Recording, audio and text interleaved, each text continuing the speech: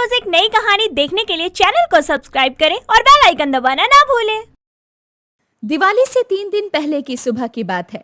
पुरानी हवेली में हलचल मची हुई थी। प्रिया अपनी सहेली नीतू के साथ बाजार से एलईडी लाइट्स, डिजाइनर दिए और मॉडर्न रंगोली स्टिकर्स के बड़े बड़े बैग लेकर दरवाजे पर आ पहुंचती है।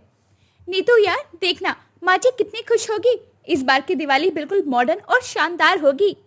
हाँ यार, लेकिन तेरी सास तो बहुत ज्यादा ट्रेडिशनल है ना, क्या वो खुश होगी ये सब सामान देखकर? अरे यार बस भी करो, जमाना बदल गया है। अब सब मॉडर्न चीजें पसंद करते हैं, माँ जी को भी पसंद आएगा, देखना। प्रिया और नीतू घर के अंदर जाती हैं। माधवी देवी रसोई में दिवाली की मिठाइयां बनाने की तैयारी कर रही थी। वो पुराने मिट्टी के दियों को साफ कर रही थी। बहू आ गई बाजार से, क्या लाई हो? माँ जी वो बस कुछ सामान लाई हो दिवाली के लिए, सरप्राइज है। अच्छा ठीक है बेटा, देखो ये दिए मेरी माँ के समय के हैं, इन्हें बड़े प्यार से रखती थी वो। प्रिया मन ही मन सोचती है कि इन पुराने दियों की जगह नए डिजाइनर दिए रखेगी। शाम होते ही वो अपनी योजना शुरू करती है। माधवी देवी मंदिर गई हुई थी। नीतू जल्दी करो, माँ जी के आने से पहले सब कुछ बदल देते हैं। ये पुराने दिए हटाओ और एलईडी लाइट्स लगाओ। यार लेकिन ये तो बहुत पुराने लग रहे हैं, शायद इनकी कोई खास बात हो। अरे चुप करो, पुराना माने बेकार, अब मॉडर्न जमाना है। 2 घंटे में पूरा घर बदल जाता है। एलईडी लाइट्स चमक रही थी, रंगोली स्टिकर्स चिपकाए गए थे और डिजाइनर दिए सजाए गए थे। तभी माधवी देवी मंदिर से लौटती है। अरे बाप रे बाप, ये क्या हो गया? मेरा घर कहाँ है? माँ जी सरप्राइज, देखिए कितना सुंदर लग रहा है, सब मॉडर्न हो गया। मॉडर्न? और मेरे पुराने दिए कहाँ गए? वो मेरी माँ की निशानी थे। वो मैंने स्टोर रूम में रख दिए हैं। माँ जी इतना गुस्सा क्यों हो रही हो? बस भी करो, तुम्हें क्या पता परंपराओं की कीमत। अब बहुत हो गया, ये घर मेरा है। प्रिया की आंखों में आंसू आ जाते हैं। तभी राहुल ऑफिस से आता है और माहौल बिगड़ा हुआ देखता है। रमेश चंद्र भी अपने कमरे से बाहर आते हैं। अरे क्या हुआ? ये क्या हो रहा है यहाँ? माधवी, इसमें इतना गुस्सा करने वाली क्या बात है? बहू ने कुछ अच्छे इरादे से ही तो किया होगा। बाबा जी आप नहीं समझेंगे, ये सिर्फ सजावट नहीं है, ये मेरी यादें हैं। माधवी देवी अपने कमरे में चली जाती है। प्रिया उदास होकर बैठ जाती है। राहुल भी कुछ नहीं कह पाता। इसी बीच माधवी देवी के मोबाइल पर एक नोटिफिकेशन आता है। बहू ये स्मार्टफोन मुझसे नहीं होता, जरा मेरी मदद कर दो। जी माँ जी आ रही हूं। प्रिया माधवी देवी के कमरे में जाती है। माधवी देवी ने गलती से ऑनलाइन पूजा बुकिंग की जगह डीजे बुकिंग कर दी थी। दोनों में अजीब सा तनाव था, लेकिन बात तो करनी पड़ रही थी। देखो बेटा, मैंने पंडित जी बुक करने की कोशिश की थी दिवाली की पूजा के लिए, लेकिन ये ऐप वैप मुझसे नहीं होता, पता नहीं क्या हो गया। अरे यार माँ जी आपने डीजे बुक कर दिया है, पंडित जी की जगह डीजे रवि आएंगे। हे भगवान, अब क्या होगा? दिवाली की पूजा डीजे करवाएगा। पहली बार दोनों साथ में हंसती हैं। माहौल थोड़ा हल्का होता है, लेकिन माधवी देवी अभी भी आहत है। अगले दिन शाम को रमेश चंद्र के पुराने दोस्त शर्मा जी दिवाली की बधाई देने आते हैं। रमेश कैसे हो भाई? दिवाली की शुभकामनाएं। वाह, घर तो बिल्कुल ही बदल गया है। अरे शर्मा जी आइए आइए, बहुत दिनों बाद आए हो। और हाँ, बहू ने पूरे घर को सजाया है। बहुत खूब, लेकिन वो पुराना हॉल, वो परंपरागत सजावट, वो सब कहाँ गई? शर्मा जी अब क्या बताएं, नई पीढ़ी को पुरानी चीजों की कोई कीमत नहीं। शर्मा जी कुछ सोचते हैं और फिर गंभीर हो जाते हैं। वो प्रिया और राहुल को भी बैठने का इशारा करते हैं। पूरा परिवार इकट्ठा हो जाता है। रमेश मुझे कुछ बताना है। प्रिया बेटी, तुम्हें पता है कि ये हवेली आज भी क्यों खड़ी है? जी शर्मा जी, क्यों? 20 साल पहले रमेश का व्यापार डूब रहा था, हम दिवालिया होने वाले थे, बैंक इस हवेली को नीलाम करने वाला था। माधवी देवी की आंखें नम हो जाती है। वो चुपचाप बैठी थी। शर्मा जी आगे बोलते हैं और पूरी कहानी खोलते हैं। माधवी जी ने उस समय अपनी माँ से मिली सारी विरासत, सारे गहने और जमीन सब कुछ बेच दिया इस घर को, इस परिवार को बचाने के लिए। ओह गॉड, माँ जी ने सब कुछ? हाँ बेटा, तुम्हारी सास ने इस घर के लिए अपना सब कुछ कुर्बान कर दिया। वो पुराने दिए, वो रंगोलियों के डिजाइन उनकी माँ की आखिरी निशानियां थी।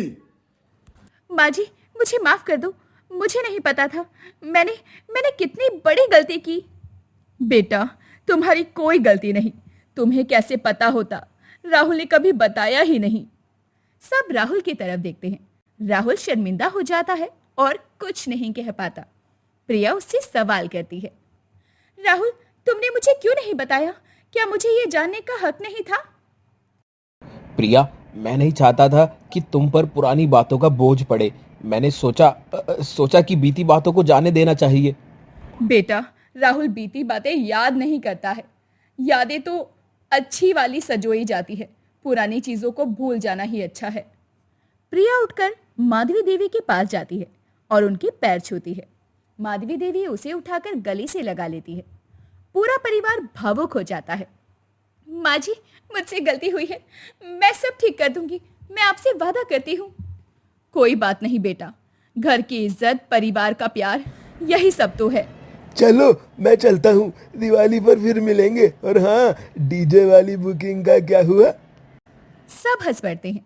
माहौल थोड़ा हल्का होता है। शर्मा जी चली जाते हैं। प्रिया रात भर सोचती रहती है। उसे नींद नहीं आती। मुझे कुछ करना होगा, माँ जी की यादों को वापस लाना होगा। दिवाली की रात जब सब सो जाते हैं, प्रिया उठकर स्टोर रूम में जाती है। वो पुराने दियों को निकालती है और उन्हें साफ करना शुरू करती है। फिर वो पुरानी रंगोली का डिजाइन ढूंढती है। ये रही माँ जी की डायरी, इसमें रंगोली का डिजाइन होगा। भगवान करे सब ठीक हो। प्रिया पूरी रात जागकर काम करती है। वो हाथों से रंगोली बनाती है, मिट्टी के दिए सजाती है और परंपरागत सजावट करती है, लेकिन वो मॉडर्न चीजों को भी शामिल करती है। सुबह होने तक उसके हाथों में छाले पड़ जाते हैं। बस हो गया, अब माँ जी खुश होगी। सुबह जब माधवी देवी उठकर बाहर आती है तो वो दृश्य देखकर स्तब्ध रह जाती है। पुरानी रंगोली, मिट्टी के दिए और साथ ही साथ कुछ मॉडर्न लाइट्स का सुंदर मिश्रण। अरे बाप रे बाप, ये तो मेरी माँ की रंगोली है, बिल्कुल वैसी ही। जी माँ जी, माफी मांगने के लिए शब्द काफी नहीं थे, तो मैंने सोचा। बेटा, तुमने पूरी रात जाकर ये सब किया, तुम्हारे हाथों में तो छाले पड़ गए हैं। माधवी देवी प्रिया को गले से लगा लेती है। दोनों बिना बोले ही रोती हैं। राहुल और रमेश चंद्र भी भावुक हो जाते हैं। तभी दरवाजे की घंटी बजती है। जी कौन? नमस्ते जी, नमस्ते सबको। वैसे तो मैं डीजे रवि हूं, लेकिन आज यहां पंडित रवि बनकर आया हूं। ये क्या आप डीजे हैं या पंडित? देखिए जी, वैसे तो मैं पंडित हूं, लेकिन साइड में डीजे का काम करता हूं। आज बुकिंग देखी तो मैं समझ गया कि गलती से हुई है, तो सोचा आज पंडित बनकर कुछ अच्छा काम ही कर लूं। सब हंसने लगते हैं। यह अजीब लेकिन मजेदार स्थिति थी। डीजे रवि पंडित के कपड़े पहनकर आया था और पूजा की सारी सामग्री भी लेकर आया था। कमाल है भाई, भगवान ने सब ठीक कर दिया। चलो अच्छा ही हुआ, अब लक्ष्मी पूजन शुरू करते हैं। शाम को पूरा परिवार इकट्ठा होता है। डीजे रवि बिल्कुल परफेक्ट पूजा करवाता है। पुरानी परंपराओं और नई सजावट का सुंदर मेल होता है। दिए जल रहे थे, एलईडी लाइट्स चमक रही थी। माँ जी, मैंने सीखा कि हर परंपरा के पीछे एक कहानी होती है, एक भावना होती है। और मैंने सीखा बेटा कि नई पीढ़ी में भी संवेदनशीलता होती है। तुमने जो किया वो अमूल्य है। माँ, प्रिया, मुझे माफ कर दो, मुझे पहले ही सब बता देना चाहिए था। बेटा, गलतियां सबसे होती हैं, जरूरी ये है कि हम उनको टाइम से सुधारें। तभी शर्मा जी भी आ जाते हैं। पूरा परिवार खुश था। सब साथ मिलकर दिवाली मनाते हैं। प्रिया और माधवी देवी साथ में मिठाई परोसती हैं। वाह, ये तो परंपरा और आधुनिकता का बेहतरीन संगम है। यार, तूने कमाल कर दिया। मुझे तो लग रहा था कि बड़ा हंगामा हो जाएगा। हंगामा तो हो गया था बेटा, लेकिन घर में हंगामा हो तभी तो दिवाली होती है।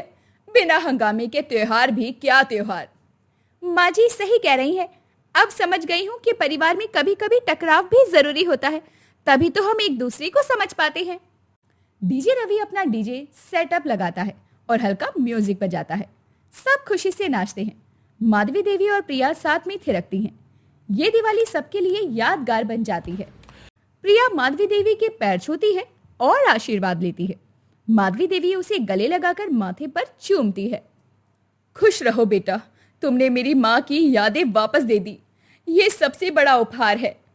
माँ जी, हर दिवाली ऐसे ही मनाएंगे हम, परंपरा के साथ, आधुनिकता के साथ और सबसे जरूरी प्यार के साथ। ये दिवाली हम सब के लिए बहुत खास है। इस बार हमने सीखा कि अगर परिवार में प्यार हो तो धरती पर ही स्वर्ग है, और प्यार ना हो तो धरती नरक के समान है। रात गहराती जाती है, लेकिन घर में खुशियों की रोशनी बरकरार रहती है। प्रिया और माधवी देवी साथ बैठकर चाय पीती हैं। अब उनके बीच सिर्फ प्यार और समझदारी है, कोई दूरी नहीं। ये दिवाली सिर्फ रोशनी का त्योहार नहीं, बल्कि रिश्तों को समझने और मजबूत करने का पर्व बन जाती है। इसका मतलब ये हरकत तुम करती थी? बहू, मैंने कभी सपने में भी नहीं सोचा था कि तू हमारे साथ इतना बड़ा विश्वासघात करेगी। मुझे तो पहले से ही ये नेपालन पसंद नहीं थी, पर भैया आपको पसंद थी, इसलिए हमने ना चाहते हुए भी इसको अपनाना पड़ा। अपने घर वालों की बातें सुनकर आकृति की आंखों से आंसू नहीं रुक रहे थे, पर उसके घर वाले उस पर क्यों चिल्ला रहे थे? आखिर उसकी गलती क्या है? और तो और आकृति कुछ बोल क्यों नहीं रही थी? वो अपने घर वालों की इतना क्यों सुन रही थी? चलिए जानते हैं। संजना अपनी बेटी जानवी के साथ बैठकर खाना खा रही होती है। तभी उसका फोन बजता है और वो फोन उठाती है।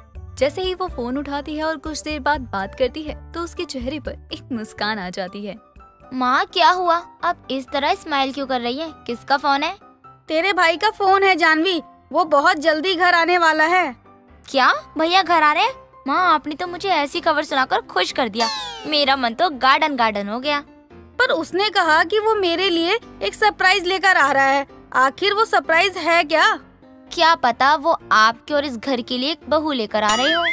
ला भी रहा है तो तुझे क्या फर्क पड़ता है? मेरा बेटा खुद के पैरों पर खड़ा है, और अगर वो अपने पसंद की लड़की ले भी आएगा तो क्या ही खराबी है? मैं जानती हूँ कि वो गलत कदम नहीं उठाएगा।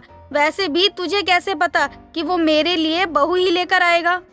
माँ मैंने तो बस तुक्का लगाया है। मेरा तुक्का सच भी हो सकता है और नहीं भी, इसीलिए आप मेरी बातों पर ध्यान मत दिया करो।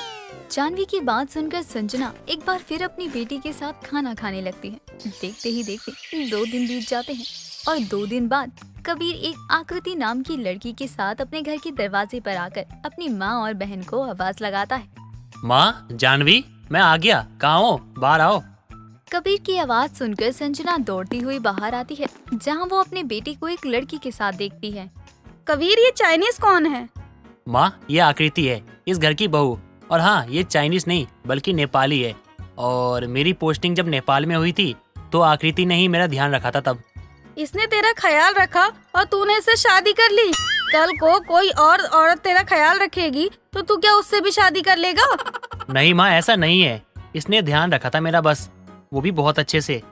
दोनों माँ बेटे आपस में बात कर ही रहे थे, तभी मोहल्ले की कुछ औरतें उसके दरवाजे पर आ जाती हैं और आकृति को देखकर संजना से कहती हैं, संजना बहन, ये चाइनीज कौन है? बड़ी ही सुंदर लग रही है। अरे बहन, कैसी बात कर रही हो? तुमने टीवी या फोन में चाइनीज को देखा नहीं है? वो कितने सुंदर होते हैं। अब जब वो इतनी सुंदर है तो कबीर का क्या, किसी का भी इस चाइनीज पर मन डोल जाए। हेरा माई चिनिया होई ना। ये क्या बोल गई बहू? आंटी जी, ये चाइनीज नहीं बल्कि नेपाली है। और माँ, आप हमें अंदर आने दोगी या नहीं, या मैं अपनी पत्नी को लेकर घर से चला जाऊँ? अपनी बेटी की बात सुनकर संजना अपनी बहू बेटे को घर में लेकर आती है। शाम को जब जानवी घर आती है तो वो अपने घर में नेपाली लड़की को देखकर हैरान रह जाती है। माँ, ये कौन है? ये तेरी भाभी है। अपने भाई की आवाज सुनकर जानवी अपने भाई की तरफ देखती है और उछल जाती है। दोनों भाई बहन की खुशी देखकर आकृति अपनी ननद से कहती है, सोनती में ढेरे खुशी छो। क्या कहा आपने? और भैया, ये भाभी? आकृति ने कहा है कि हम दोनों कितने खुश लग रहे हैं। आपको इस चिंग चोंग के अलावा कोई और नहीं मिली क्या? मैं चिंग चोंग नहीं, मैं नेपाली है। ओह अच्छा, तो आपको हिंदी भी बोलनी आती है। पर माफ करना आकृति जी, मैं आपको अपनी भाभी नहीं मानती। आकृति को कुछ समझ नहीं आ रहा था कि लोग उसके साथ ऐसा व्यवहार क्यों कर रहे हैं। उसके साथ सब बेरुखी सा बर्ताव करते। कोई भी उसको ना तो किचन में जाने देता और ना ही घर का काम करने देता। लेकिन फिर भी आकृति हार नहीं मानती और सबका दिल जीतने के लिए हर वो पैतरे आजमाती है जो उससे हो सकता था। समय बीतता है और बीतते समय के साथ आकृति का भोलापन देख संजना आकृति को अपनी बहू मान लेती है। आकृति बहू, तू सच में बहुत भोली है और इस भोलेपन ने ही मेरा दिल जीत लिया है। पहले मैं तुझे रसोई में जाने से रोकती थी ना, लेकिन अब नहीं रोकूंगी। बहू, ले इस घर की चाबी और आज से इस घर की मालकिन तू ही है। अब इस घर की पूरी जिम्मेदारी तू ही संभालियो और आज सबके लिए तू ही खाना बनाएगी। माँ जी, मैंने आपका विश्वास जीत लिया। मेरे लिए इससे बड़ा बात कौन हो सकता है। लेकिन मई जानी का विश्वास कैसे जीतेगा? वो अपने आप ही मान जाएगी। फिलहाल हमें बहुत जोर से भूख लग रही है, इसलिए तू जाकर कुछ बना दे। जी माँ जी। अपनी सास की बात सुनकर आकृति किचन में जाती है और तरह तरह के पकवान बनाती है। मैंने सब खाना तो बना दिया हो, पर खाने को टेस्टी बनाने के लिए मेरा को और कुछ भी करना होगा। ओइडियो, क्यों न मैं अपना स्पेशल चीज इसमें डालूं। आखिर इतने समय बाद आज मेरा पहला रसोई है। आकृति अपनी नजरें घुमाती है और उसे रसोई में कहीं भी नमकीन नहीं दिखाई पड़ती। ये देखकर वो आकृति खुद से कहती है, यहाँ पर तो कोई भी नमकीन नहीं है। अब मैं क्या करूँ? क्या मेरे को अपना नमकीन डालना चाहिए?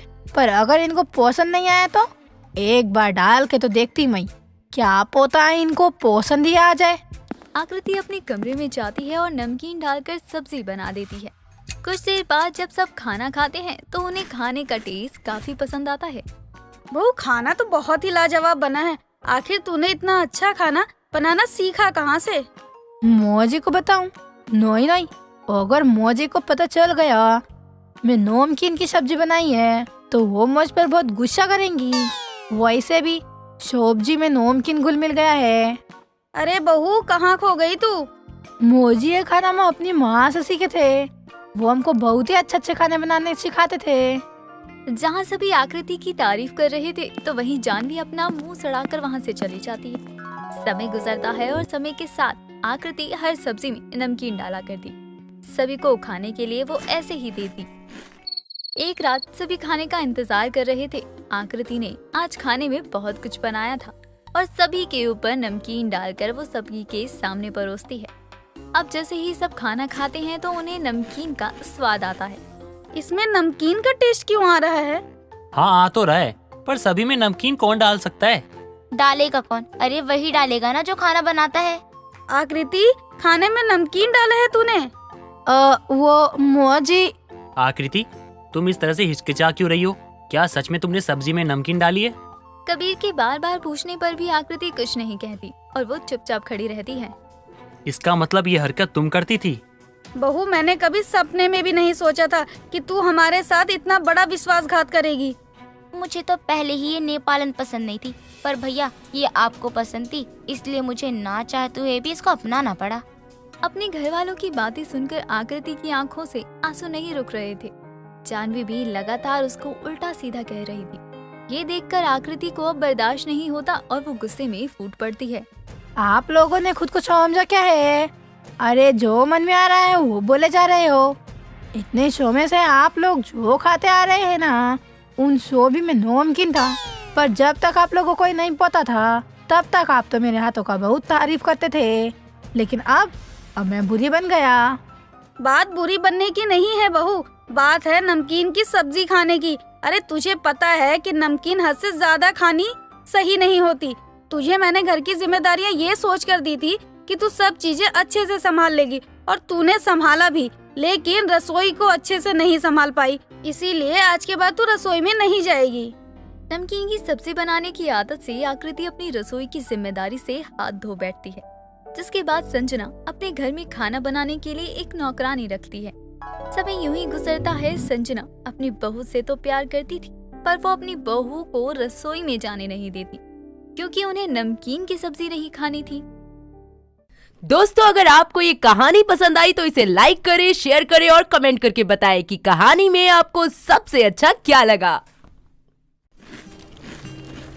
कहता था क्योंकि जूही हमेशा ही खाना इतना चटपटा बनाती थी कि उसकी वजह से पूरे परिवार को भी वो तीखा मसाले वाला चटपटा खाना ही खाना पड़ता था। और वहीं दूसरी तरफ रश्मि है जो हर जगह विस्फोट करती रहती। एक दिन जूही सोफे पर बैठकर आलू टिक्की खा रही होती है, तभी वहाँ रश्मि आती है और जूही की तरफ करते हुए जोर से पात मार देती है। छी दीदी, तुम्हें कोई और जगह नहीं मिली क्या पात मारने की? मैं यहाँ आलू टिक्की खा रही हूँ और आपने मेरे मुंह पर ही मार दो। बदबू इतनी जहरीली है कि मेरी आलू टिक्की में जहर भर दिया आपने। माफ करना, मैंने जानबूझकर तुम्हारे मुंह पर पाद नहीं मारा। वो मुझे तुम दिखी नहीं तो बस मैंने गैस छोड़ दी। अब मुझे क्या पता था कि तुम मेरे पीछे ही बैठी हो।